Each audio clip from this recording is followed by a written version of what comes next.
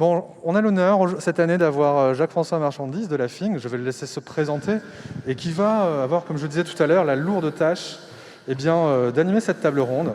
Et je vais leur demander de venir aussi, s'ils sont déjà dans la salle, mais je vois qu'il y a Madame Pelfig qui va remplacer Madame Bakiri, donc c'est parfait. Je vais appeler Monsieur Vincent Gibert, donc, qui est vice-président au conseil départemental de Haute-Garonne. Je vais appeler également Monsieur Auberti. Est-ce qu'il est encore là, Monsieur Jacques Auberti? Je le vois, il est là-bas. Monsieur Auberti, on vous attend sur scène. Prenez votre micro en passant par ici. Je vais appeler également Madame Nadia Pelfig qui va nous rejoindre. Monsieur Deras, où est Monsieur Deras? Je le vois, Monsieur Moustapha Deras de Berger-Levrault, qui nous rejoint sur scène.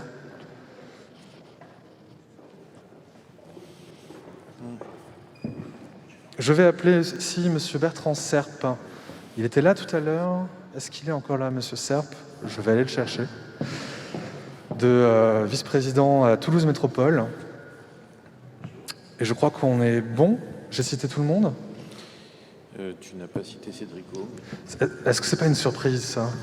Est-ce que c'est pas une surprise, le fait que Monsieur Cédric O nous rejoigne à un moment donné durant cette discussion? Bon. Je vais chercher Monsieur Serpe, et puis on devrait être bon. OK? Merci. Asseyez-vous. À tout de suite. Prenez place. Merci.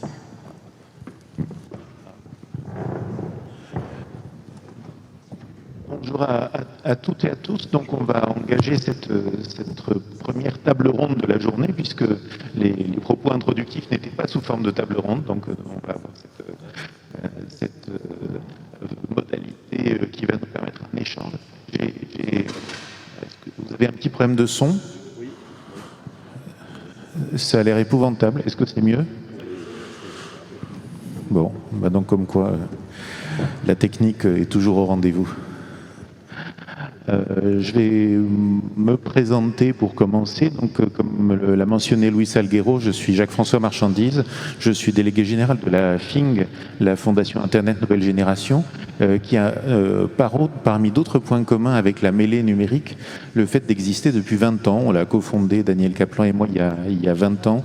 La FING fait de la prospective des transformations numériques et il se trouve que sur les sujets qui sont au fond les mêmes que ceux de la mêlée, on a eu souvent l'occasion de faire route commune avec à la fois une lecture d'un numérique innovant, de dynamique de projet, de dynamique d'innovation et en même temps la question de l'inclusion que nous avons dans nos radars depuis notre création, depuis 2000 et même depuis avant la création de la FING d'ailleurs, avec au fond cette ligne de temps un tout petit peu effrayante qui consiste à dire il y a 20 ans et plus, les questions dont nous parlons aujourd'hui étaient déjà présentes. Pour ma part, ça fait plus de 35 ans, près de 40 ans que je suis sur des sujets liés au numérique et ça fait...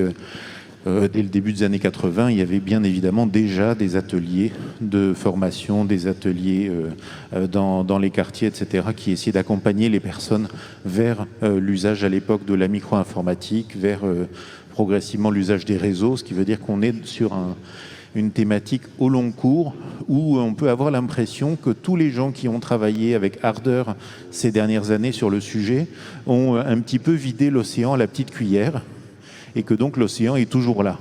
Et il se trouve que beaucoup d'acteurs du numérique aujourd'hui considèrent que le sujet est assez nouveau, qu'il faut s'en emparer maintenant. Et pourquoi ils le considèrent? Parce qu'il y a eu progressivement des alertes depuis quelques années liées à la dématérialisation des services publics. Il y a eu depuis 2018 un peu l'électrochoc de découvrir des chiffres assez imposants en la matière de millions de personnes qui n'étaient pas à l'aise avec le numérique, voire en difficulté. Et derrière ces difficultés, ce malaise, des réalités extrêmement multiples, extrêmement complexes, alors même qu'on pouvait penser, au vu des statistiques de pénétration du numérique dans la société, que la massification avait eu lieu et qu'il n'y avait plus besoin de s'occuper de ça. On a vu au fil des années 2000 et 2010 beaucoup d'acteurs publics se désengager de stratégies d'inclusion en supposant que tout était réglé. Donc non, tout n'est pas réglé. Oui, tout est plus complexe que ce qu'on a cru initialement. Et Pierre-Louis Rolle l'a mentionné il y a un instant, il ne s'agit pas, avec les problématiques de l'inclusion numérique, de s'occuper simplement de la voiture-balai de la route triomphante du numérique. Il s'agit au contraire de changer de regard sur ces logiques du numérique. Et ce que je vous ai entendu dire dans les propos introductifs tout à l'heure allait vraiment dans ce sens. Donc ce sur quoi je voudrais qu'on axe cette table ronde ce matin, c'est vraiment la question de vos priorités, de vos dynamiques en la matière. En fait, quand le numérique se confronte aux inégalités et aux fractures principales de la société, quand il se confronte aux difficultés principales du monde contemporain, on a vu à quel point il pouvait être ambivalent. On a vu à quel point il pouvait être destructeur ou il pouvait être fertile selon les choix que l'on faisait. Nadia Pelfig, vous mentionnez la vision d'un numérique qui devait demain être plus ouvert, éthique et inclusif. Ça va exactement dans ce sens-là. Et en échangeant avec vous, donc, il ne s'agira pas seulement de se demander comment on réduit la fracture, il s'agira de prendre au sérieux le fait que cette année, cet événement numérique en commun, il a lieu dans le contexte de la mêlée numérique. C'est-à-dire qu'il est aujourd'hui dans le grand bain des sujets du numérique, avec, j'allais dire, enfin des moyens consistants qui vont être à la clé, et enfin des prises de conscience assez fortes du fait que l'inclusion numérique, ça n'est pas seulement le rattrapage, c'est un point clé des stratégies numériques de demain. Donc, je vous propose, puisque nous avons un ensemble d'acteurs qui représentent à la fois non seulement les différents échelons territoriaux, mais aussi des rôles très complémentaires dans le paysage de l'inclusion numérique, de leur passer la parole successivement, une première fois pour des prises de parole assez courtes. Je pense que vous serez tous sensibles au fait qu'on n'est pas là pour des tunnels institutionnels, on est là davantage pour des propos mobilisateurs, et donc des prises de parole assez courtes qui ensuite nous permettront d'engager et de prolonger l'échange. Et donc je vais commencer par passer la parole à Nadia Pelfig, que vous avez entendue tout à l'heure, en vous posant tout simplement cette question des priorités qui peuvent être celles que la région souhaite mettre en avant ce matin dans ce contexte de l'inclusion et du numérique de demain, des dynamiques que vous voudriez porter. Voilà, c'est à vous la parole. Merci beaucoup. Je vais éviter effectivement le tunnel. Déjà, quand on parle d'inclusion numérique, il y a quelque chose qui saute aux yeux même ce matin. Pardonnez-moi de le dire un peu aussi abruptement, mais je suis, et je le regrette, la seule femme sur cette tribune et dans cet atelier. J'ai eu le plaisir de me substituer à une autre femme, qui est Nadia Bakiri, ici présente, présidente de la commission égalité femmes-hommes à la région, seule commission en France qui existe de cette nature. Et la présence de Nadia, la mienne, doivent témoigner de la nécessité de faire de cette question de l'égalité entre les femmes et les hommes un sujet transversal. Et le numérique étant lui-même un sujet transversal, il est en tout point regrettable que la place des femmes dans ce secteur soit si faible. Vous savez que d'un point de vue professionnel, elles représentent moins de 20% des actrices de la filière, et pourtant, sur le plan associatif, et je le vois y compris dans celles qui opèrent au quotidien la mêlée et qui l'animent, vous le voyez dans les techniciennes, donc je dis bien technique au féminin, ça peut, je vous assure, se conjuguer de manière très aisée. Il y a des femmes. Je crois donc que nous avons, nous, puissance publique, et tous ensemble, entreprises, acteurs universitaires, acteurs du monde de la recherche, un effort singulier à faire à cette destination. Quand la région se dote d'un outil d'égalité des chances, d'accès égal à la technologie, et quand on dote nos élèves de seconde ou les élèves d'apprentis d'ordinateurs portables, qui peuvent être aussi des tablettes tactiles, nous faisons en sorte que l'outil soit à disposition de tous et de toutes. Pourquoi je dis ça ? Parce que même en 2020, dans des familles, y compris dans des situations précaires, il est parfois vécu comme normal que ce soit le garçon qui joue un peu plus à la console, qui ceci, qui cela, qui dispose en premier de son ordinateur personnel. Et c'est déjà un premier signal qu'on envoie et qui atteste des stéréotypes, un certain nombre de préjugés. Et donc nous avons la volonté, nous en région Occitanie, la volonté de sa présidente, Carole Delga, de faire en sorte que d'abord l'outil soit à destination de toutes et de tous. De faire attention à ce que dans les visuels, dans la manière dont nous représentons par l'image notre société, dans nos outils de communication, nous ayons une charte interne qui nous oblige à mettre en scène des filles et des garçons sur des pratiques sur lesquelles on les attend peut-être moins. Et puis c'est aussi mettre des dispositifs, des politiques subventionnées, donc financées, qui permettent à des filles, à des femmes, de pouvoir se mobiliser sur ces sujets. J'ai été extrêmement heureuse quand l'allée que vous avez empruntée pour arriver dans cette salle aujourd'hui et a été baptisée l'allée Mathilda. C'est l'effet Mathilda, c'est la manière dont les femmes sont exclues ou tenues à l'écart des mémoires scientifiques, des traditions scientifiques, des poussées scientifiques. Et je crois que de le dire, ça doit nous permettre de se rendre compte qu'en 2020, ce n'est plus acceptable. Que oui, il nous faut accompagner des formations spécifiquement et que, y compris dans les formations d'apprentissage du code, dans les écoles régionales du numérique, on voit parfois des préjugés, des stéréotypes s'installer avec des femmes qui se voient expliquer par des collègues ou des camarades qui n'en connaissent pas davantage qu'elles, quelques effets de base qu'elles maîtrisent absolument. Et donc c'est sur ce premier tour le message que je voulais faire passer pour qu'on en soit un peu plus conscient et qu'on soit un peu plus efficace et que demain à cette tribune, on puisse avoir d'autres femmes, comme il y a de nombreuses femmes dans la salle. L'inclusion, ça commence déjà à faire en sorte qu'une personne sur deux, les femmes, puissent être dans le secteur du numérique. Monsieur le ministre.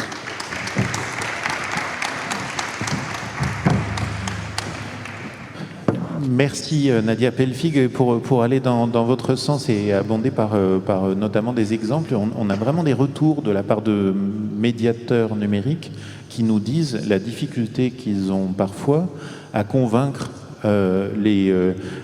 par exemple les familles, à convaincre les parents, à convaincre leurs environnements de l'importance d'accompagner les femmes, alors même que quand tout un ensemble d'études liées aux difficultés sociales du numérique sont des études qui montrent que, par exemple, les familles monoparentales sont les situations parfois les plus complexes d'appropriation du numérique, tout simplement à cause du fait de l'isolement et de la charge de travail et d'activité des femmes qui sont dans cette situation, qui n'est absolument pas propice à des apprentissages. Donc on ne peut que abonder et peut-être aussi se demander comment repérer mieux ces situations. On l'a vu également à des endroits où des jeunes filles, moi je connais l'exemple de la ville de Brest, où des jeunes filles, pour avoir parvenaient à aller à des ateliers numériques quand ils étaient en étage, et n'y parvenaient pas sous le regard des familles quand ils étaient au rez-de-chaussée dans certains quartiers. Et donc il y a probablement quelques situations clés à déverrouiller aussi.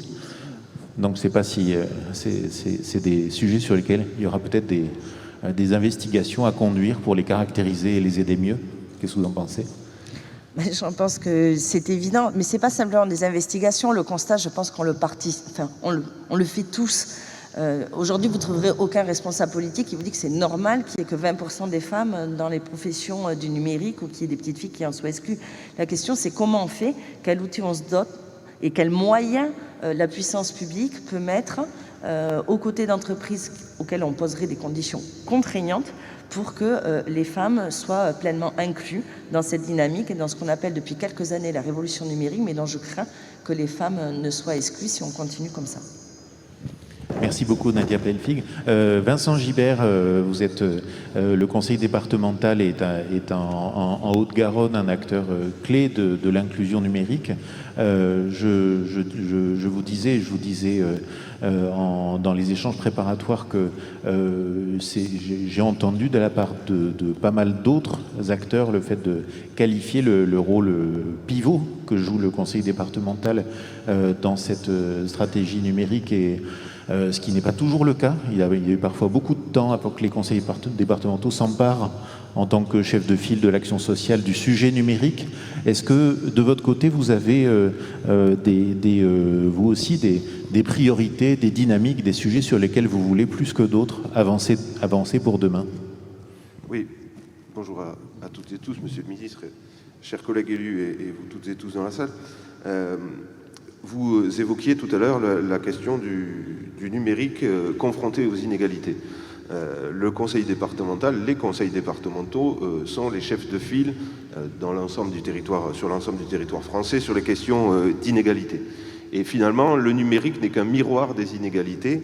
Et la période que nous venons de traverser, la crise sanitaire, si elle a joué un rôle d'accélérateur dans des pratiques, dans des nouvelles pratiques, dans l'acceptabilité de certaines pratiques, elle est venue finalement massifier, parce que vous avez utilisé tout à l'heure le terme de massification, elle est venue massifier un certain nombre de précarités et mettre en exergue un nombre croissant d'exclusion à l'égard du numérique.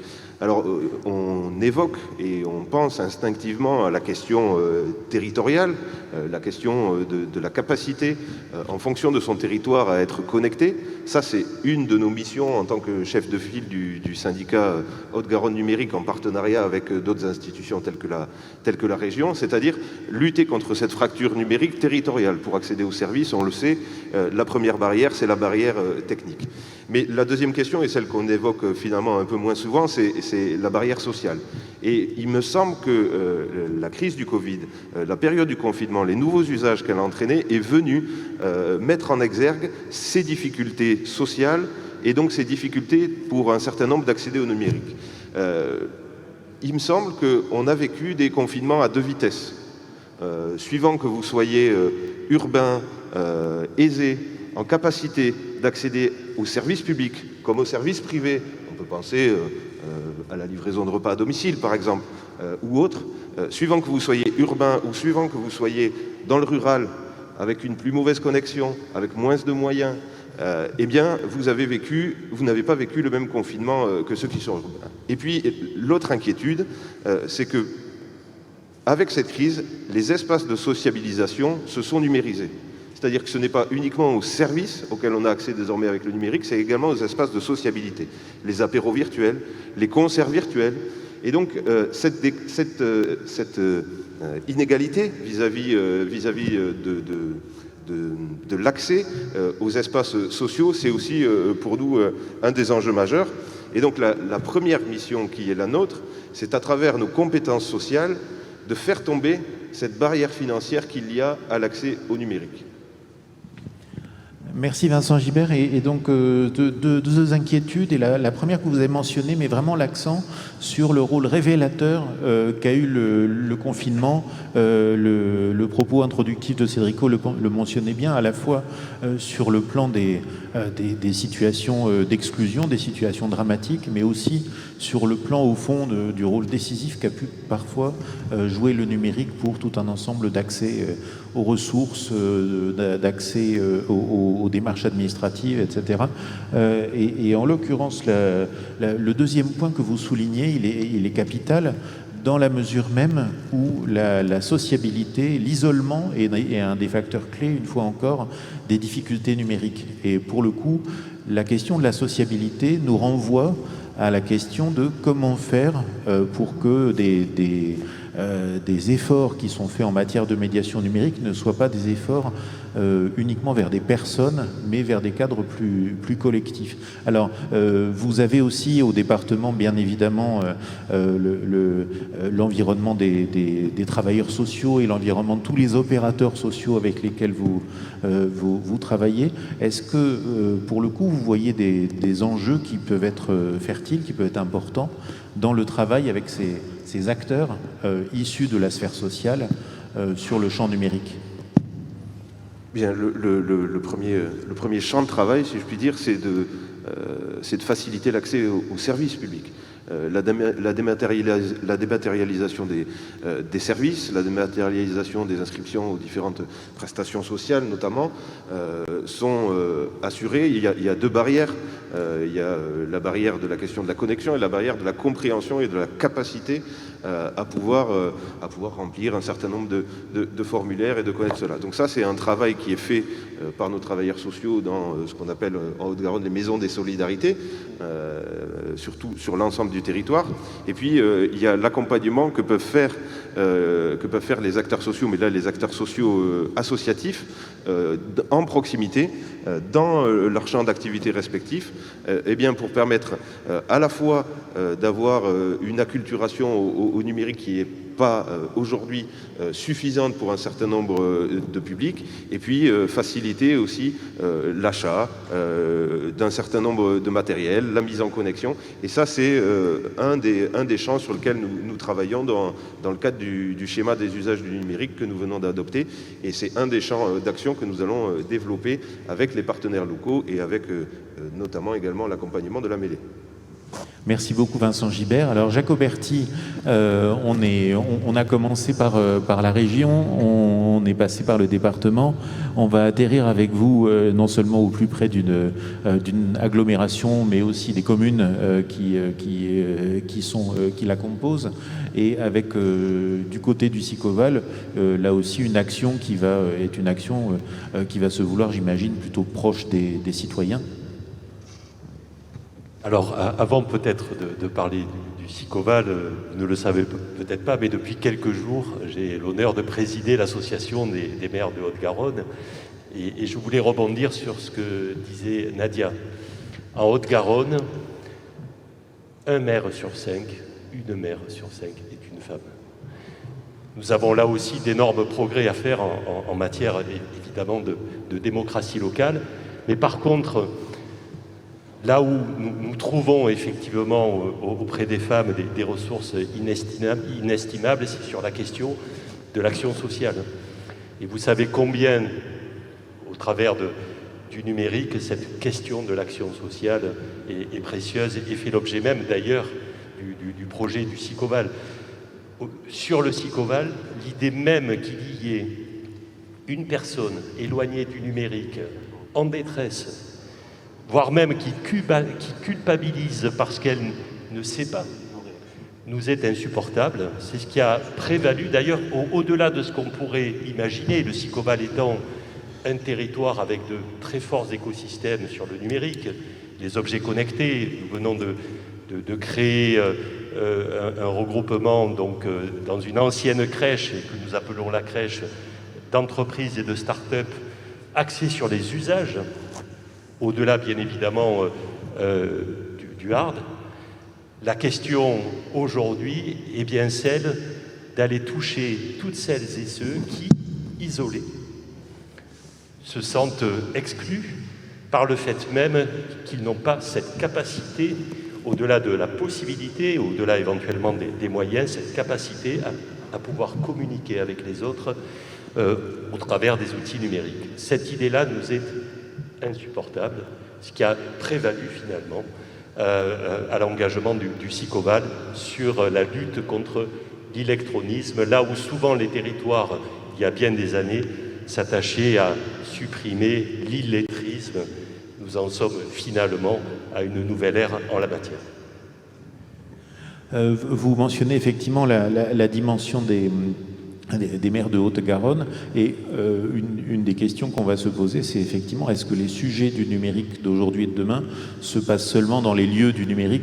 Moi, j'ai l'intuition, on en a parlé, que c'est la question des secrétaires de mairie va se poser, la question de comment avancer en la matière, et j'ai l'impression qu'on a parfois un pas de plus à franchir, qui est le fait de dire, certes, formons les acteurs de l'action publique, les acteurs de la sphère sociale aussi au numérique, mais est-ce qu'il ne faut pas aussi nous former, nous, gens du numérique, aux questions sociales et aux questions d'inclusion et aux questions que les uns et les autres vous mentionnez. Je pense par exemple, alors vous mentionniez l'égalité femmes-hommes, on peut en mentionner quelques autres, et notamment s'il s'agit, comme l'a dit Vincent Gibert, de ne pas massifier les précarités et de se dire on ne va pas se contenter de massifier puisqu'il faut au contraire miser sur les usages et l'appropriation. Comment est-ce qu'on fait pour que on se tourne vers nous, acteurs du numérique, comme étant des acteurs de l'inclusion? Alors, vous avez complètement raison. Il nous appartient de convaincre aussi, que ce soit les élus locaux, y compris dans les territoires les plus reculés, ruraux ou de montagne, de l'importance du rôle qu'ils peuvent jouer. Et à cet égard, bien entendu, il faut qu'ils se familiarisent avec ces outils, que leurs relais locaux, les accueils de mairie, les secrétaires, voire même les acteurs sociaux, soient à même, bien évidemment, de pouvoir agir. Il existe aujourd'hui de très belles démarches, comme Aidants Connect, voilà, qui nous permettent soit de faire à la place d'eux, soit effectivement de pouvoir détecter quelles sont les détresses locales. Et à cet égard, tous les territoires doivent être mobilisés. J'ai toujours présenté comme étant sans doute la meilleure des solutions la question de la subsidiarité, faire en sorte que ce soit le meilleur dispositif local qui agisse. Tout le monde doit se mobiliser. Il est bien évident que pour cela, il faut une réelle organisation locale. J'aurai peut-être l'occasion d'en parler. Cette organisation, nous ne l'avons pas aujourd'hui, autant être clair. Par contre, il y a urgence. Et donc, il nous faut absolument avancer en commun, ensemble, pour trouver, dans le contexte local, le dispositif le plus opérationnel, y compris dans le cadre d'un partenariat public-privé, vous l'avez évoqué. C'est là aussi, sans doute, un saut culturel, notamment pour les collectivités locales, à franchir. Donc des modèles de coopération à prototyper, au fond, ça peut être un bel enjeu pour cette semaine et pour cette session de NEC ici à Toulouse et en Occitanie. Quand on parle du rôle que joue la métropole de Toulouse, le premier mot qui vient aux interlocuteurs que j'ai pu avoir à votre sujet, c'est écosystème. Et particulièrement dans le numérique, où vous avez un rôle écosystémique qui est connu, mais au fond, j'ai l'impression que c'est aussi l'angle qui vous intéresse en jouant un rôle de plus en plus important dans le sujet qui nous occupe aujourd'hui, celui de l'inclusion numérique. Alors Bertrand Serp, comment est-ce que vous pourriez de votre côté nous décrire vos priorités, les dynamiques que vous voulez impulser sur ce sujet de l'inclusion numérique?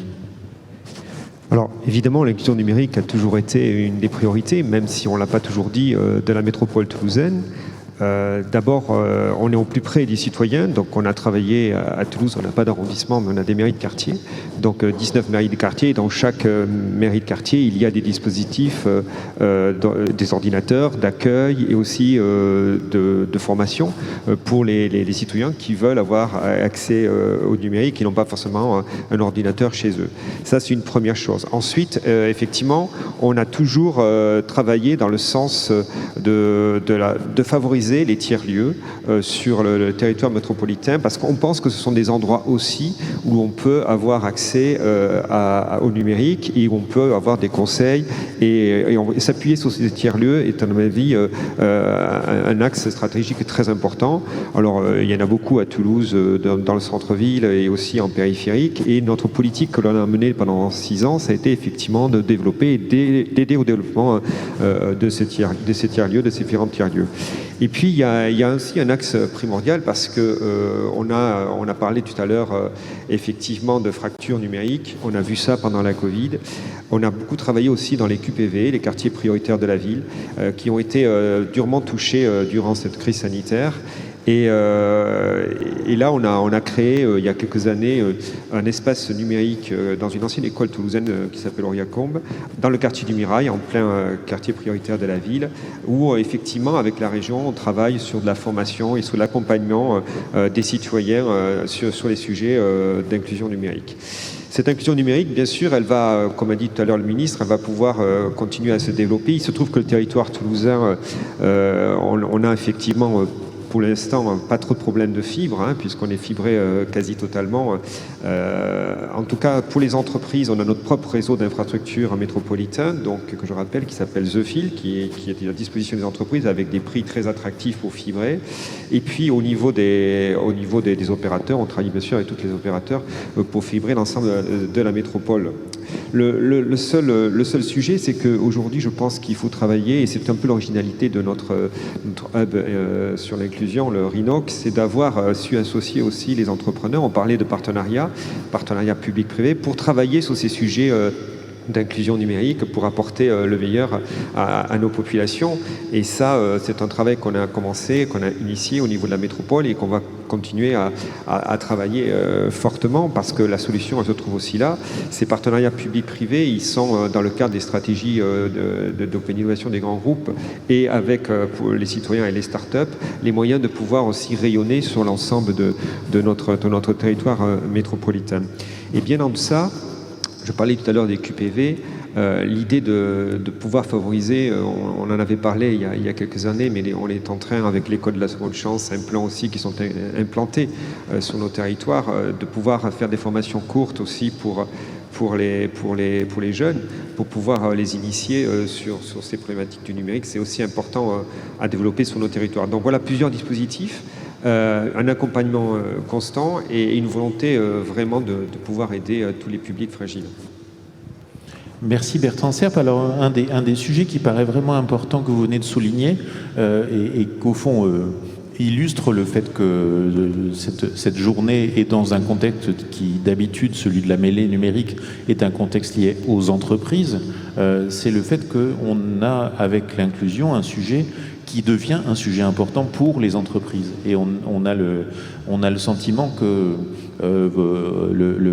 en tant qu'acteurs qui ont un rôle sur le développement économique, les acteurs publics peuvent avoir eux-mêmes ce rôle de sensibilisation des entreprises du numérique aux enjeux de l'inclusion, et puis ce rôle de sensibilisation des entreprises tout court à leurs enjeux d'inclusion interne. C'est des choses auxquelles vous êtes aujourd'hui confrontés, manifestement.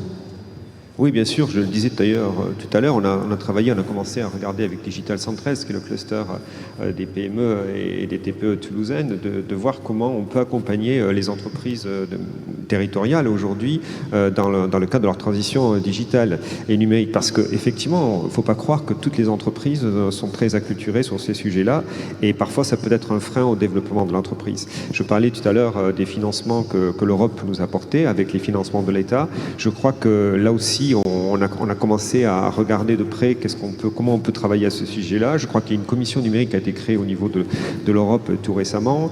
Il y a 10 milliards d'euros qui vont être à disposition, avec un certain nombre de plans. Je crois que ce travail, nous, on doit accompagner ces TPE et ces PME dans nos territoires pour pouvoir essayer d'aller chercher ces financements avec les financements complémentaires que va nous apporter sur l'État, pour essayer de développer la transition digitale de nos PME aujourd'hui, que c'est primordial si on veut que tout le monde puisse avancer avec les publics, avec les citoyens et les entreprises. Merci Bertrand Serpe. Alors Mustapha Derras, je vais te passer la parole. Il se trouve qu'on se connaît depuis un moment et que nous avons en plus des coopérations entre Berger-Levrault et la FING, notamment sur des sujets de prospective et de recherche, puisque Berger-Levrault est un acteur qui est un peu unique en son genre dans les façons d'être à la fois au plus près des communes et du terrain, et en même temps d'essayer de faire avancer tout un ensemble de questions qui sont votre R&D, et dans lequel on voit qu'il y a une place importante de la compréhension des citoyens et des usagers. je te poserai la même question que j'ai posée aux autres intervenants avec lesquels j'ai compris en échangeant avec eux que vous aviez des actions conjointes, c'est-à-dire que Berger-Levrault avait une contribution forte à des stratégies numériques publiques aujourd'hui ici, c'est-à-dire celle de ce que vous considérez comme les priorités et les dynamiques sur lesquelles il faut mettre l'accent dans les années qui viennent, c'est en termes d'action, en termes d'investissement. C'est assez difficile de répondre à cette question parce que ce que je peux noter moi, c'est qu'on vient d'avoir une illustration là, de la diversité de cette question. On voit bien qu'elle touche à peu près à tout. On a parlé des femmes, on a parlé de la dimension sociale, rural versus urbain, etc. Donc on ne va pas refaire la liste parce qu'elle est très longue. Cette question est complexe parce qu'elle fait intervenir des besoins de solutions, mais dans tous les domaines. Donc nous, la priorité, j'ai envie de dire qu'on ne l'a pas mise sur ce sujet. J'ai envie de rappeler qu'on est un acteur de ce domaine-là depuis de très nombreuses années. On a des actions auprès de tous les territoires, de tous les acteurs de la territoriale. On le fait dorénavant en France, en Espagne, en Italie, en Belgique, au Québec. Donc on commence à avoir une vision un peu globalisante de cette question-là. Donc nos priorités, répondre aux besoins de tous nos clients, c'est la réponse bateau que tout industriel ferait. Moi j'ai envie de dire surtout, ce qu'on peut voir là, c'est l'illustration de ce qu'on a tous connu. C'est que j'ai envie de rappeler qu'on est majoritairement tous des autodidactes du numérique. Et je crois qu'on est face à la conséquence de cela. C'est-à-dire que on a grandi, nous, avec le numérique. Moi, j'ai grandi avec le numérique. J'ai eu un clavier dans les mains, j'avais 10 ans. Donc ça fait 43 ans que j'ai un clavier dans les mains. Un clavier sous toutes ses formes, hein, je préfère passer les détails. On a simplement oublié que c'était un outil qui se généralisait, qu'il avait besoin de professionnalisme, de formalisme et de gestion. Il fallait gérer l'outil et pas simplement gérer les outils qu'on mettait entre les mains des gens. On a oublié une catégorie, j'ai envie de la mentionner, parce que c'est celle qui me concerne beaucoup. Il y en a beaucoup qu'on a oublié. Hein.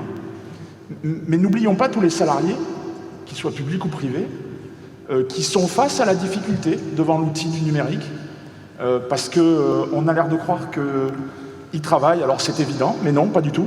Je crois que les chiffres, c'est 5 ou 6 millions de salariés qui ont des difficultés face au numérique, qui n'en parlent pas évidemment. C'est difficile de dire à son patron, qu'il soit privé ou public, ben, je m'en sors pas, je sais pas faire, formez-moi. Moi j'ai envie de te dire que si j'avais une priorité à titre personnel, c'est celle de la formation sous toutes ses formes. Sous toutes ses formes. Et là on retrouve le pilier central qu'il faudrait qu'on remette au milieu de tous les villages, c'est la formation, l'école, l'apprentissage. Voilà. C'est un peu ça, ça c'est la partie personnelle. Pardon. Merci. Donc c'est un terme que vous avez pour plusieurs prononcé en filigrane. On a entendu juste avant Pierre-Louis Rolle mettre l'accent sur ce qu'il a appelé un MOOC géant, ou à peu près, c'est-à-dire une démarche au fond de mise en commun, mise à disposition de ressources, une démarche d'ingénierie, de formation aussi qui vont aller avec les dispositifs du numérique. Je vais me tourner vers vous, Cédrico, en vous remerciant de nous avoir rejoints dans cet échange. Alors d'une part, bien évidemment, pour réagir sur ce que vous voulez dans ce qui a été dit là, mais aussi avec une petite question lancinante qu'on a pour certains depuis des années, qui est comment est-ce qu'on fait pour faire passer le message que l'investissement d'avenir, c'est l'humain?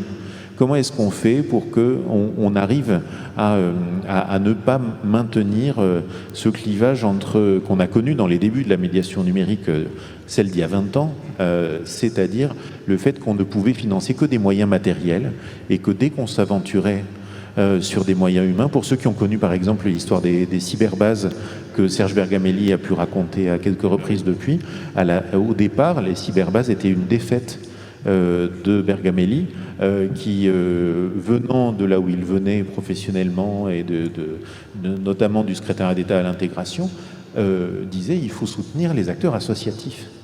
Et on lui disait à Bercy, c'est pas bien de soutenir les acteurs associatifs parce que c'est du fonctionnement, alors que le matériel, le design, le mobilier, les lieux, c'est de l'investissement, ça s'inaugure.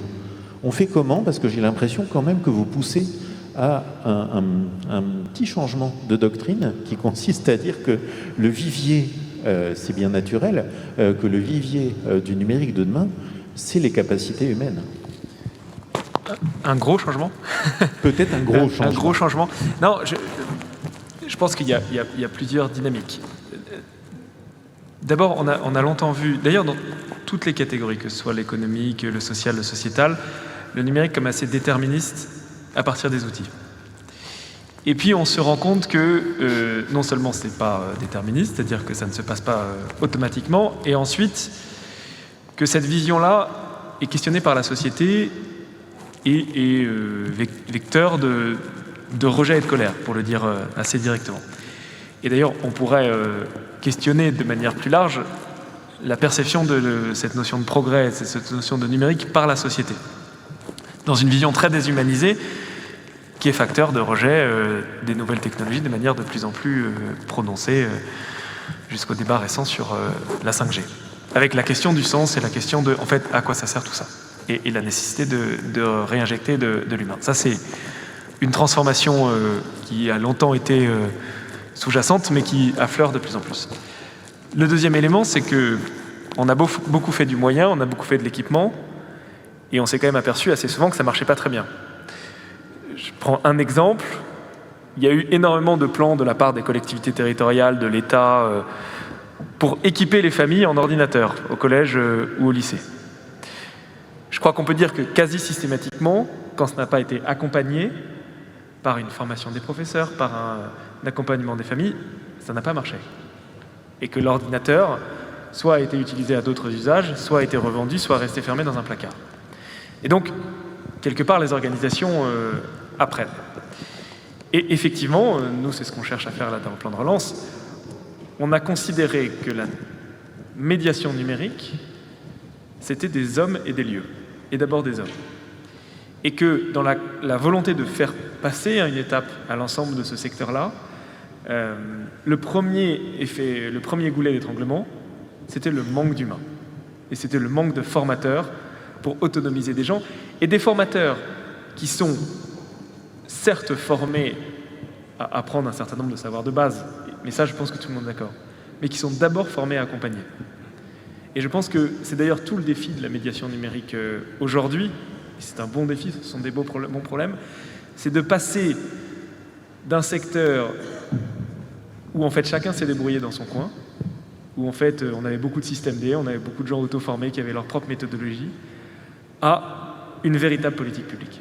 Et d'ailleurs, pour rebondir sur les différentes interventions, je pense que le plus gros défi aujourd'hui de la médiation numérique, c'est cette question des formateurs, et c'est cette question de l'accompagnement humain, mais c'est aussi, et concomitamment, la question de la structuration d'une filière, avec la nécessité de faire travailler ensemble non seulement différents niveaux de collectivité pour structurer une filière, mais également différentes réalités, que ce soit les acteurs historiques de la médiation numérique, les nouveaux acteurs qui peuvent parfois être des entreprises, les collectivités territoriales, l'État, les opérateurs et les institutions comme la Caisse d'allocation familiale, Pôle emploi, etc., les grandes entreprises qui connaissent cette difficulté.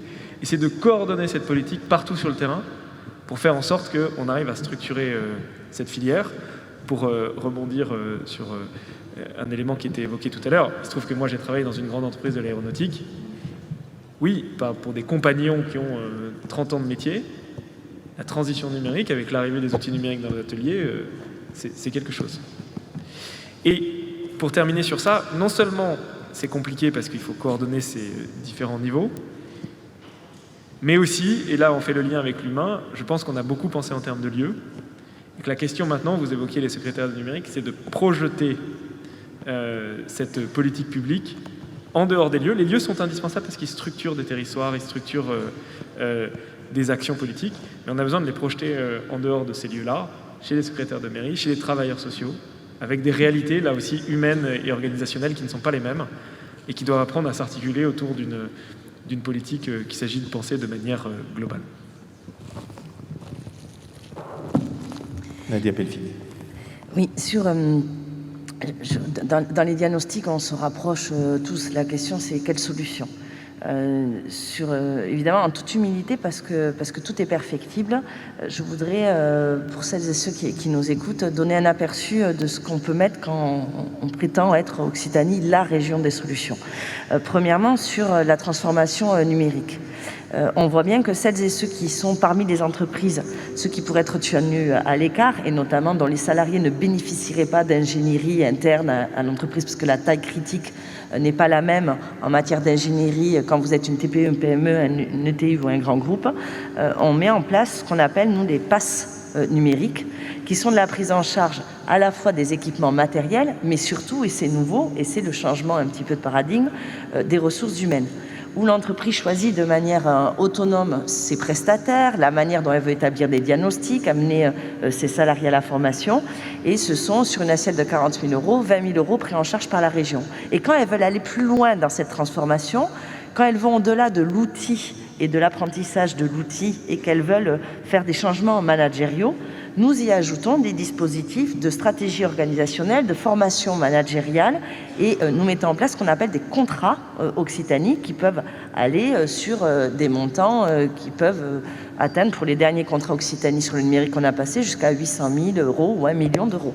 Et donc, il ne faut pas hésiter à aller sur des accompagnements substantiels. Un autre point, sur la montée en capacité globale de notre population sur la question numérique, je pense que c'est très important ce qu'a souligné Monsieur le ministre, c'est-à-dire que le numérique est un outil et qu'on arrête d'en faire un objectif. Le numérique est un outil, dès lors que c'est un outil, il doit être en capacité de mobiliser des compétences.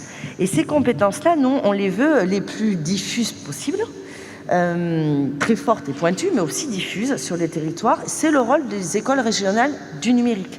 On en a aujourd'hui près d'une vingtaine en région Occitanie. Elles sont opérées par différents intervenants. Nous veillons justement à ce qu'il y ait un pourcentage de filles, de femmes qui n'est pas satisfaisant. On avait un objectif de 50%. Et je dois vous le dire, aujourd'hui, on est plutôt autour de 30, 32, 33%, ce qui est bien en comparaison, mais qui n'est pas du tout suffisant. Et puis un public dont je considère que nous n'avons pas parlé, mais quand on fait une table ronde sur l'exclusion, ça ne peut pas ne pas être mentionné, ce sont les personnes en situation de handicap, que ce soit physique ou cognitif. Et notamment parce que le numérique ne peut pas les exclure, mais au contraire parce qu'il doit être un outil au service de l'inclusion.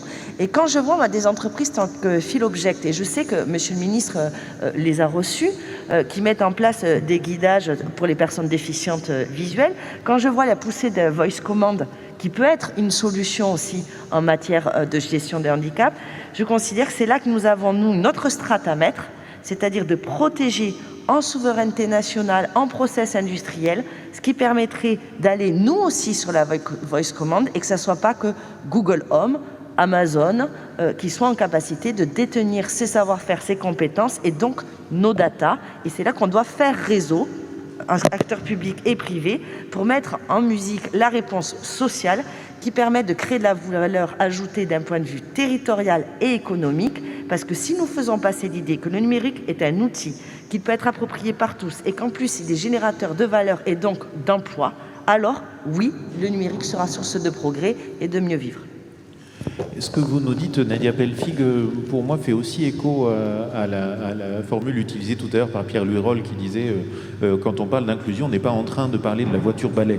Et j'allais dire, si on s'y prend de la façon que vous évoquez, et le thème des situations de handicap y amène, il est possible d'envisager la question de l'inclusion comme étant plutôt une locomotive d'innovation numérique. Vous le mentionnez autour des questions de handicap. Ça a été beaucoup mentionné. Par exemple, un des faits qui a été très marquant durant le confinement, ça a été, vous savez, cette autorisation de déplacement qu'on a eu tous à remplir, etc. Et l'arrivée de la version FALC, facile à lire et à comprendre, et le fait que, donc d'abord une version associative, puis la version produite par design.gouv, et le fait que quand on l'a regardée, vous et moi, on pouvait se dire « Ah bah tiens, celle-là, je la comprends ». Et donc, potentiellement, j'ai échangé avec l'équipe de design.gouv qui m'a dit oui, nous, on pense que ça serait quasiment mieux de mettre celle-là pour tout le monde, mais on a l'impression que le ministère de l'Intérieur n'est pas encore tout à fait prêt à ça. Et alors qu'à chaque fois que, depuis des années, il y a des démarches d'accessibilité, non-voyants, malvoyants, etc., qui sont faites, en fait, ça rend un grand service à tous les internautes, à tous les gens qui doivent remplir des formulaires, à tous les gens qui cherchent de l'info. Est-ce que, Moustapha Deras, c'est un sujet sur lequel vous avez travaillé, ou est-ce que c'est un sujet sur lequel tu veux rebondir peut-être? Non, je voulais juste rebondir parce qu'il s'avère que cette autorisation de sortie, oui, c'est vrai qu'on a eu ces versions électroniques, etc. Mais quand on est illettré, ça ne sert pas à grand-chose. Alors quand on est illettré et qu'on a des déficiences visuelles, alors là, je ne vous explique pas. Si je vous dis ça, c'est parce que ma maman, c'est exactement ce qui lui est arrivé. Voilà. Donc c'est quand même 2,5 millions de personnes illettrées en France aujourd'hui. Donc oui, ça me fait réagir. C'est clair que c'est quelque chose qui montre aussi toute cette complexité de... Effectivement, il ne faut pas une voiture balai, il faut quelque chose de beaucoup plus dynamique. Mais j'avais juste envie de réagir, parce que ce qu'on vient de dire là, c'est le fondamental de tout ce qui est la formation. On dit qu'il faut accompagner les gens au numérique. J'ai quand même envie aussi de rappeler qu'on a, nous, déjà, les acteurs du numérique, du mal à trouver des compétences. Ça veut dire que si on remet la cascade de tout ça, nous, les acteurs du numérique, qui fabriquons le numérique, on a déjà d'énormes problèmes de compétences. Et Dieu sait que les écoles, les universités, tout le monde s'y est mis, mais on voit bien que le flux n'arrive déjà pas à nous alimenter, nous. On va manquer de compétences. Ça me permet juste d'insister sur le fait qu'on ne peut plus continuer à se passer de la moitié de l'humanité. C'est l'autre moitié de l'humanité. C'est-à-dire que les femmes, j'ai envie de leur dire, rejoignez-nous, mais de toute urgence. Une moitié de l'humanité qui n'est pas dans le mouvement, ça ne nous permettra pas de faire face à tous nos problèmes. Je suis désolé, mais c'est quelque chose de tellement important que, bon, voilà, il faut vraiment insister dessus. On voit... Voilà.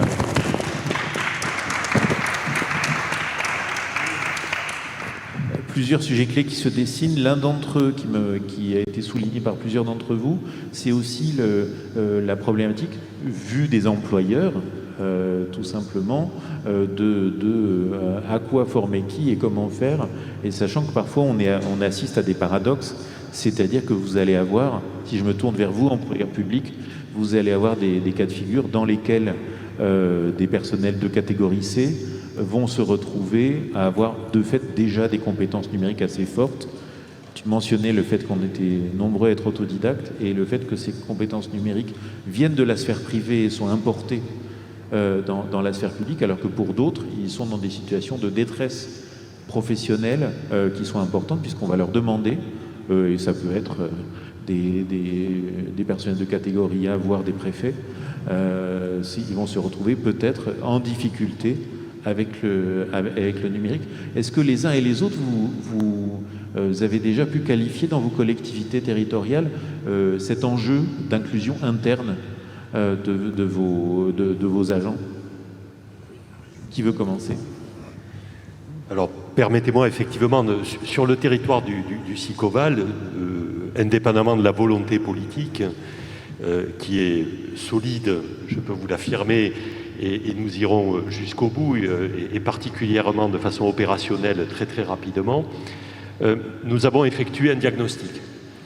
Ce diagnostic visait à corroborer en quelque sorte les résultats en matière d'électronisme qui avaient été déterminés par une démarche au niveau national pour évaluer l'ampleur en quelque sorte de la tâche au niveau local, mais aussi pour repérer les personnes, les ressources sur lesquelles nous pouvions nous appuyer dans la mise en œuvre de notre plan.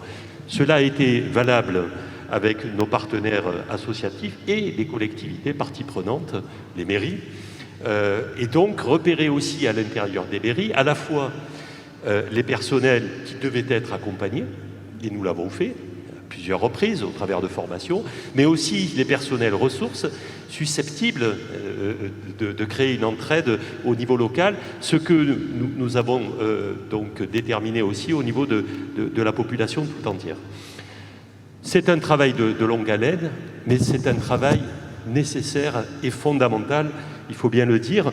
Qui plus est, c'est un travail qui va nous permettre de déployer ensuite des actions. Et je vais vous citer juste une anecdote. Je recevais un jeune couple avec 2 enfants il y a quelque temps.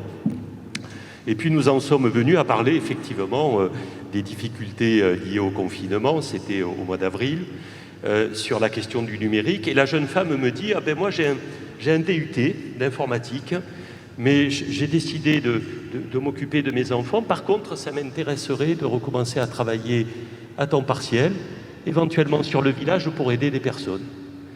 Voilà le sens aussi de l'action que nous pouvons conduire, parce que la démarche de lutte contre l'électronisme, c'est aussi un travail social, un travail non délocalisable, un travail de proximité et un travail qui peut être sur mesure pour des jeunes actifs qui, dans cette période-là, soit éventuellement ont perdu leur boulot, soit le cas échéant, on cherche un nouveau, mais aussi avec un meilleur équilibre par rapport à leur vie familiale et par rapport à leur déplacement. Vincent Gibert. Oui, quelques mots pour rebondir sur votre question. Je ne sais pas si la période de confinement et post-confinement a fait apparaître des besoins particuliers en termes de formation numérique vis-à-vis des agents. Parce que l'outil de travail pour une grande majorité des agents dans les collectivités est l'outil numérique. Donc ces formations, elles étaient repérées, elles sont permanentes, mais elles ne sont pas nées avec le confinement et avec le développement des usages. En revanche, l'accès aux outils pour mettre en œuvre son travail, notamment avec le déploiement du télétravail et l'adaptation rapide à laquelle on a dû se soumettre, notamment de la mise en œuvre du télétravail dans nos collectivités et du développement du télétravail également dans le secteur privé, et donc de l'accompagnement que ça nécessite en termes notamment de tiers-lieux, de points d'accueil des travailleurs. Ça, c'est des politiques sur lesquelles nous travaillons. Et deuxième chose sur laquelle je voulais revenir, ça ne concerne pas nos agents. Néanmoins, on l'a évoqué, je trouve, un petit peu rapidement, et Monsieur le ministre en a dit quelques mots, mais la période du confinement, et vous l'avez dit, la question de la formation est une question qui est majeure. Et la formation, elle débute dès le plus jeune âge, elle débute à l'école, au collège, au lycée, elle débute avant les études supérieures. Et si je partage ce que vous disiez, Monsieur le ministre, sur le fait que fournir des équipements informatiques sans formation n'a pas de sens, ne pas fournir des équipements informatiques, en revanche, ça c'est beaucoup plus problématique, parce que la question à laquelle on a été confronté, c'est dans un certain nombre de territoires d'avoir des élèves dont les familles n'étaient même pas en capacité d'accéder à l'information scolaire, à la formation scolaire. Je ne vais pas jusqu'à la question de traiter l'information, d'accompagner son enfant. Je vais simplement sur la question technique, et nous sommes venus, département, région, mairie, il me semble également, mais bien fournir un certain nombre d'équipements pour, dans cette période spécifique, permettre une continuité pédagogique, une continuité éducative. Et ça, je crois que c'est une des leçons qu'on doit tirer sur cette question de déconnexion liée simplement à une question matérielle, qui est une question qui est encore réelle aujourd'hui. Oui, rebondir sur l'élément que vous évoquez sur les capacités. C'est vrai qu'on a dans toutes les organisations la cohabitation de ces deux réalités, c'est-à-dire à la fois des employés à tous les niveaux de compétences et qui sont déconnectés, ou en tout cas qui éprouvent des difficultés avec le numérique, avec des choses contre-intuitives, mais que vous connaissez bien, qui est qu'on peut penser qu'il y a un biais d'âge. C'est vrai, il y a un biais d'âge, mais il faut avoir fréquenté les sessions de formation de Pôle emploi ou de la CAF pour constater qu'il y a énormément de jeunes dans ceux qui ont du mal avec les outils numériques. Ils n'ont pas de problème pour utiliser un téléphone portable et aller sur Instagram ou Snapchat, mais dès qu'il y a un langage administratif où il y a une formalisation de quelque chose, c'est beaucoup plus compliqué. Et dans le même temps, on a des choses très étonnantes. Je prends un exemple. Je discutais avec le patron de la Poste, et au sein de la Poste, ils se sont amusés à faire un peu la typologie des savoirs numériques d'une partie de leurs employés, et ils se sont aperçus qu'ils avaient énormément de facteurs qui étaient très forts en Python.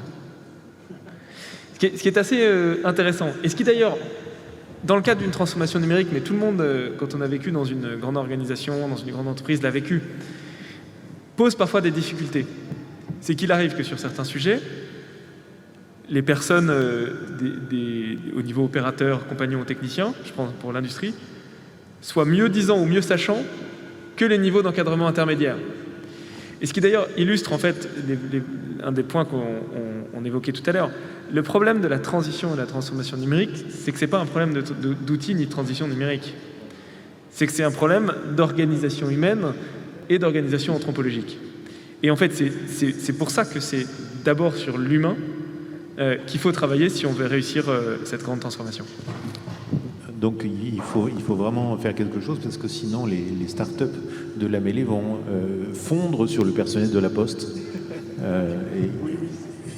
Donc voilà, peut-être créer des nouvelles vocations de facteurs. Bertrand Serre.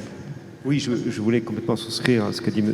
le ministre, et rajouter peut-être que ça passe aussi avec une volonté politique très forte. Je sais qu'à la métropole toulousaine, il y a 13 000 agents et 20 000 avec 7 000 intervenants extérieurs.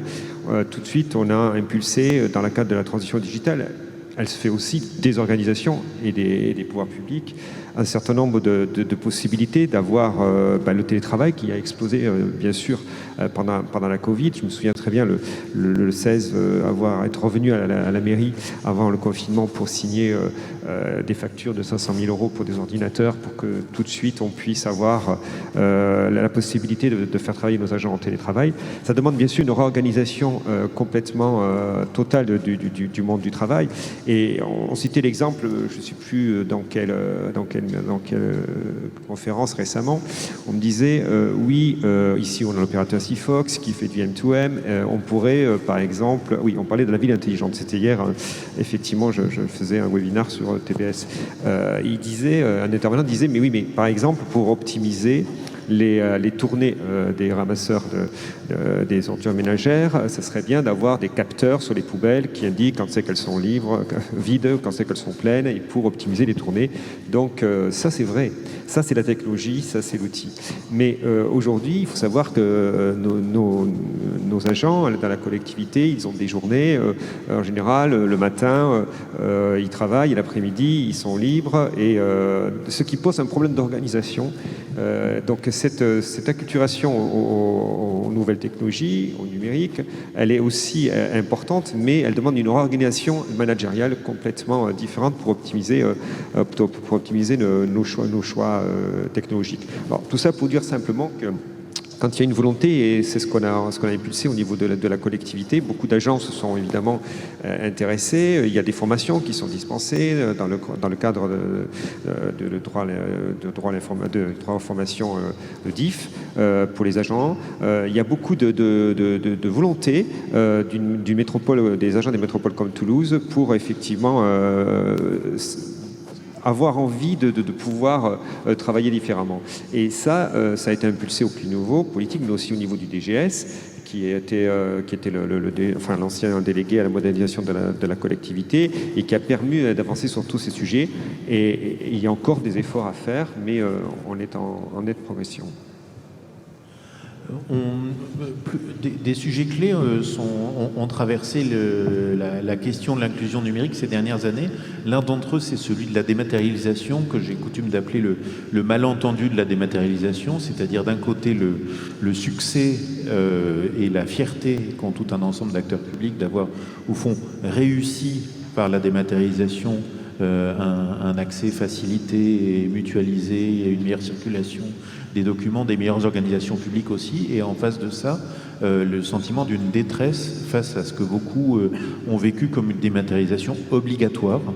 Et on a vu cette ambivalence pendant le confinement, c'est tout un ensemble de choses que nous n'aurions pas pu faire sans la dématérialisation, et qui rendent service à tout un ensemble de personnes, y compris en difficulté sociale et économique, et à côté de ça, tout un ensemble de sujets sur lesquels, exemple que citait Mustapha Deras, les personnes sont en difficulté. Il y en a d'autres, par exemple devant nous des problématiques de citoyenneté, à mesure que se développent les civic tech, à mesure que se développent des propositions qui vont outiller la démocratie par le numérique, avec potentiellement devant nous des nouvelles exclusions cette fois-ci du champ démocratique. Comment est-ce qu'on fait pour combiner, j'allais dire, ces apports du numérique avec le fait de contourner le risque du numérique obligatoire, du numérique normatif et au fond des colères que mentionnait tout à l'heure Cédrico, y compris dans la référence que vous faisiez aux Gilets jaunes et au fait que c'est devenu quand même un symptôme assez fort de ce qui peut être vécu comme de l'abandon, le fait de mettre à distance, dématérialiser, donc déshumaniser, etc. Comment est-ce qu'on arrive à contourner cet embarras-là et comment est-ce qu'on arrive à s'emparer de cette ambivalence? Et ça sera le dernier tour de piste, puisque... Je pense qu'il y a plusieurs éléments. D'abord, je pense qu'il faut être très clair sur le fait que tout ne peut pas être numérique. Et qu'il doit systématiquement rester une voie de contournement. Que ce soit une voie de contournement physique ou une voie de contournement par d'autres moyens, comme le numéro de téléphone. Et je pense que d'ailleurs, en matière de dématérialisation, ce que vous appelez le grand malentendu, est pour une part le fait du dématérialisateur, et qu'il y a eu une tendance à oublier peut-être parfois l'usager ou le citoyen dans la manière de dématérialiser. Et que la disparition de numéro de téléphone sur un certain nombre de démarches, c'est une énorme erreur sur laquelle nous sommes en train de revenir. C'est un peu difficile de mettre vers la machine dans l'autre sens, mais en tout cas de cause, je pense qu'il est absolument indispensable de faire en sorte que tout ne soit pas numérique. D'abord parce que même si on met le paquet, si les collectivités territoriales mettent le paquet, etc., sur la formation des Français au numérique, on sait que sur les 13 millions et quelques de Français qui sont déconnectés, une partie d'entre eux ne sera jamais formée. Et donc il faut les accompagner, il faut faire en sorte qu'il y ait des voies de contournement, et je pense que c'est absolument indispensable. Le deuxième élément, c'est dans la manière de dématérialiser, et vous évoquiez tout à l'heure la question du facile à lire et à comprendre. Il y a une certaine... comment dire? Je pense qu'il y a une nécessité de l'humilité de celui qui dématérialise. Pour se mettre à niveau de celui qui est en face de lui, que ce soit celui qui est illettré ou celui qui a du mal à comprendre. Et on retrouve là, d'ailleurs, une exigence qu'on doit avoir vis-à-vis de notre propre administration qui remonte à avant le numérique, avec les personnes à faible autonomie administrative, etc., etc. Il faut que dans le langage de l'administration, on se mette au niveau qui est le bon niveau, qui est celui des personnes qui sont en face de nous, ne serait-ce que lorsqu'on demande civilité. Je veux dire, dans la vie de tous les jours, personne ne dit civilité pour monsieur ou madame. Et donc, je pense que il y a une éthique, ou en tout cas une dialectique, une martingale de la dématérialisation qui est absolument indispensable, à la fois en oubliant qu'elle ne peut pas être l'alpha et l'oméga de tout, et deuxièmement, en faisant en sorte de se mettre à niveau de celui que nous avons en face de nous. Ce qui est d'ailleurs assez intéressant, c'est que en la matière, le privé et parfois les collectivités territoriales ont été meilleurs que l'État dans leur capacité à garder le lien avec le client pour le privé, mais c'est indispensable, faute de quoi ils perdent des clients, ou avec l'usager pour les collectivités territoriales. Et quand vous êtes sur un site internet d'une banque ou d'un opérateur téléphonique, il arrive régulièrement que si vous n'arrivez pas à passer un écran, on vous demande si vous avez besoin d'aide. Il faut que dans le public, ce soit exactement la même chose. Ça nécessite, là encore, une transformation des approches, une transformation organisationnelle et culturelle, mais c'est absolument indispensable. Jacoberti. Oui, pour apporter aussi peut-être notre angle en tentant de répondre à votre question, donc sur la commune dont je suis issu, à Aigues-Vives, dans le cadre du projet développé par le SICOVAL, nous nous sommes posé la question d'un tiers-lieu, dans le cadre d'un réseau aussi de moyens itinérants sur le territoire du SICOVAL. Et ce tiers-lieu, plutôt que de l'avoir voulu espace de coworking, nous l'avons voulu espace de vie sociale. En partant du principe qu'il fallait sans doute présenter le numérique, son usage, avec un contre-pied, justement, pour éviter la question du blocage, sous un angle plus convivial, le numérique plaisir, le numérique innovant, avec un Fab Lab, le numérique sans doute créant du lien, du débat, de la citoyenneté. Et d'ailleurs, ce tiers-lieu, très certainement, deviendra la maison des citoyens, au sens peut-être, demain, de la question de l'identité numérique et de la citoyenneté numérique.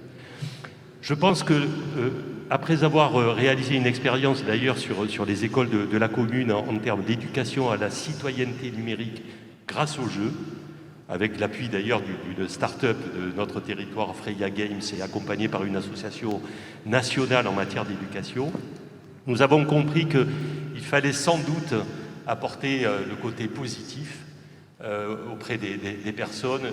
Ce serait sans doute d'ailleurs la clé du succès. Moustapha Deras. Moi, j'ai envie juste de réagir en vous disant ceci. En 40 ans, on a vu comment le numérique s'est transformé. On a vu ce que ça a fait. Et on a vu comment ça a transformé la totalité de nos sociétés, nos modes de vie, nos manières d'échanger, d'apprendre, etc. N'oublions jamais que nous sommes les inadaptés du numérique de demain. Nous. C'est-à-dire qu'on est déjà les premiers candidats à ce que l'on va mettre en place aujourd'hui pour que demain, on s'occupe de nous. Donc j'ai envie de dire, ne confondons pas la dématérialisation des processus, qui est à mon avis un bien, on l'a vu, puisqu'on vient de le vivre. D'ailleurs, au passage, saluons la résistance de nos infrastructures. Nous venons de traverser 2 mois et demi à 3 mois de confinement. Toutes nos infrastructures ont tenu le choc, et bien au-delà de ce qu'on pouvait imaginer. Mais ne dématérialisons pas les humains qui sont au milieu. Je veux dire, on n'est pas des octets. Donc gardons les humains, mais continuons la dématérialisation des processus. Moi, je pense que pour répondre à votre question, je pense que la première chose, et on l'a dit à plusieurs reprises, mais je le réaffirme ici, c'est redire que l'humain est notre priorité et que c'est l'objet de l'outil qu'est le numérique. La deuxième chose, c'est de dire que le numérique, malgré les idées qu'on a pu s'en faire ou promouvoir, doit s'accompagner d'immenses proximités. Et ça ne doit pas autoriser à s'éloigner parce que ça pourrait permettre de garder du lien. Cette vision du numérique va à l'encontre de la réalité d'exigence qu'on doit avoir vis-à-vis de cet outil. Et enfin, dire que le numérique doit s'accompagner du coup d'une exigence d'universalisme majeur.